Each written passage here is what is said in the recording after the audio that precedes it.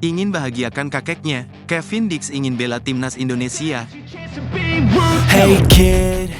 Pemain keturunan, Kevin Dix, mengungkapkan bahwa kakeknya akan merasa sangat senang jika dirinya memutuskan untuk bermain bagi timnas Indonesia. Kevin merupakan salah satu pemain keturunan yang masuk kategori grade A, mengingat ia saat ini bermain untuk klub papan atas Liga Denmark, FC Copenhagen. Di usianya yang ke-27 tahun, Kevin sudah memiliki pengalaman luas di Eropa, termasuk merasakan atmosfer kompetisi bergengsi seperti Liga Champions. Sebelumnya, Kevin sempat menjadi salah satu pemain incaran Sintayong pada masa Jordi Amat dan kawan-kawan, namun proses naturalisasinya tidak berjalan lancar. Kini, namanya kembali mencuat setelah Miss Hilges resmi menjadi WNI. Menariknya, Kevin mengakui bahwa PSSI sudah menghubungi agennya baru-baru ini. Dalam sebuah wawancara dengan media Denmark, ia menjelaskan tentang darah Indonesia yang mengalir dalam dirinya. Kevin bercerita bahwa orang tua ibunya, yakni kakek neneknya, lahir di pulau kecil Ambon dan pindah ke Belanda setelah perang untuk mencari kehidupan yang lebih baik. Nenek saya sayangnya telah meninggal kurang dari 2 tahun lalu, tapi kakek saya yang lahir di Indonesia masih ada. Dan jika saya berbicara dengannya tentang ini, saya yakin dia akan sangat senang jika saya bermain untuk Indonesia, ungkap Dix. Dix juga merasa terharu dengan dukungan yang ia terima dari para penggemar Indonesia, baik melalui media sosial maupun secara langsung.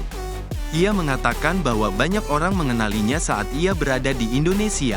Ini hal yang besar, mengingat Indonesia memiliki 280 juta penduduk. Rasanya luar biasa, tapi kita harus melihat bagaimana kelanjutannya nanti, tutupnya.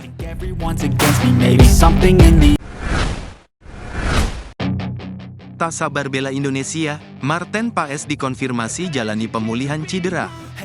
Ketua Badan Tim Nasional, Sumarji, memastikan Marten Paes tetap akan dibawa timnas Indonesia untuk menghadapi 2 pertandingan kualifikasi Piala Dunia 2026 zona Asia melawan Bahrain dan China, meskipun Paes dikonfirmasi mengalami cedera ringan.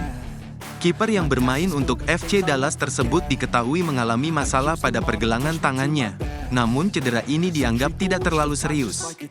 Kabar kurang menyenangkan ini datang pada Kamis, tanggal 3 Oktober tahun 2024, setelah Paes terpaksa meninggalkan pertandingan saat timnya menghadapi San Jose Earthquakes. Cedera tersebut membuat Paes harus menjalani pemulihan, namun Sumarji optimis Paes bisa segera pulih dan siap membela Indonesia dalam 2 laga penting di Grup C babak ketiga kualifikasi Piala Dunia 2026. Meski sedang dalam proses pemulihan, Sumarji memastikan bahwa Paes tetap masuk dalam daftar 27 pemain yang akan dipanggil untuk 2 laga tersebut. PSSI bahkan telah menyiapkan tiket penerbangan untuknya menuju Bahrain, dan Sumarji berharap kondisi Paes terus membaik.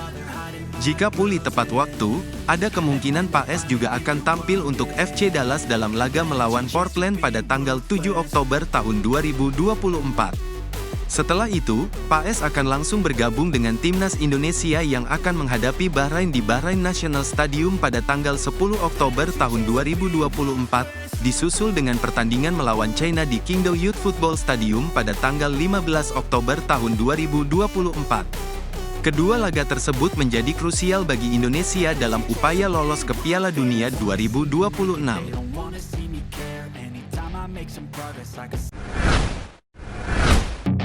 Masuk deretan bek termahal di Asia, Miss Hilges lebih mahal daripada skuad Vietnam.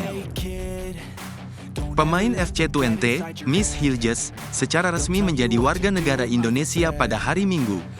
Banyak yang berharap pemain berusia 23 tahun ini segera bisa melakukan debutnya saat timnas Indonesia menghadapi Bahrain dan China dalam lanjutan ronde ketiga kualifikasi Piala Dunia 2026. Pertandingan ini dijadwalkan berlangsung pada 10 dan tanggal 15 Oktober tahun 2024, dan kehadiran Miss dianggap sebagai berkah besar bagi timnas. Sebagai pemain kelahiran Amersfoort, Miss Hilges merupakan salah satu bek andalan di klub besar Liga Belanda, FC20. Tidak hanya menjadi pilihan utama di posisi bek tengah, penampilannya yang impresif selama membela klub, terutama saat menahan imbang Manchester United di Old Trafford dalam kompetisi UEFA Europa League, telah meningkatkan reputasinya. Keberhasilan ini juga berkontribusi pada nilai pasar yang fantastis yang diberikan oleh Transfermarkt, yaitu sebesar 7 juta euro. Nilai pasar tersebut tidak hanya lebih tinggi dari seluruh skuad timnas Vietnam di ajang Piala Asia 2023, yang hanya bernilai 6,33 juta euro, tetapi juga menempatkan Miss Hilgers di jajaran 10 bek tengah termahal di Asia. Menariknya, Miss adalah satu-satunya pemain dari Asia Tenggara dalam daftar tersebut, menempati peringkat ke-7 dan menjadi pemain termahal di kawasan Asia Tenggara saat ini, bahkan mengungguli bek tengah Australia, Harry Soutar. Meski begitu, Miss Hilgers harus bersaing dengan para pemain top dari 3 negara besar Asia, yaitu Australia, Korea Selatan, dan Jepang. Dalam daftar bek tengah termahal di Asia, Jepang menyumbang 4 nama, Australia 2 nama, dan Korea Selatan 1 nama. Namun, bek Korea Selatan, Kim Min-jae dari Bayern Munchen, memimpin dengan nilai 45 juta euro, diikuti oleh rekan setimnya di Bayern Munchen, Hiroki Ito, dengan nilai 30 juta euro. Shin Tae-yong diberikan target khusus, tatap laga lawan Bahrain dan Cina demi loloskan Garuda. Ketua Komite Badan Tim Nasional, Sumarji, menegaskan bahwa pelatih timnas Indonesia, Shin Tae-yong, diberi target khusus dalam laga melawan Bahrain dan China. Ia menyatakan bahwa pelatih asal Korea Selatan itu harus membawa pulang 4 poin dari 2 pertandingan tersebut. Timnas Indonesia akan menghadapi Bahrain dalam laga ketiga grup C kualifikasi Piala Dunia 2026 zona Asia di Stadion Internasional Bahrain, Rifa. Menurut Sumarji, timnas Indonesia diharapkan dapat mencuri 1 poin dari Bahrain, karena Bahrain dianggap sebagai tim kuat yang kini berada di posisi ketiga klasemen dengan 3 poin. Sumarji menambahkan bahwa Bahrain telah membuktikan kekuatannya dengan kemenangan 1-0 atas Australia, meski kemudian mengalami kekalahan telak 0-5 dari Jepang. Setelah melawan Bahrain, timnas Indonesia dijadwalkan bertemu China di Stadion Guangdao Youth Football, Guangdao, pada tanggal 15 Oktober. Di laga melawan China, Sumarji menekankan bahwa Indonesia wajib meraih 3 poin, mengingat posisi China yang berada di dasar klasemen setelah 2 kekalahan, yakni 0-7 dari Jepang dan 1-2 dari Arab Saudi. Ia optimistis bahwa ada peluang besar bagi Indonesia untuk meraih poin penuh dari pertandingan tersebut. Meskipun China berada di posisi terbawah, Sumarji tetap memperingatkan bahwa China adalah tim yang berkualitas dan akan berusaha keras untuk bangkit dari 2 kekalahan mereka. Meski begitu, ia yakin timnas Indonesia memiliki kemampuan untuk tampil maksimal di laga tersebut. China pasti tidak mau kalah lagi dan mereka akan bermain sebaik mungkin, ucap Sumarji, namun ia tetap yakin bahwa timnas Indonesia bisa menghadapi tantangan tersebut dengan baik. Saat ini, timnas Indonesia berada di posisi keempat klasemen grup C dengan mengumpulkan 2 poin dari hasil imbang melawan Arab Saudi dan Australia.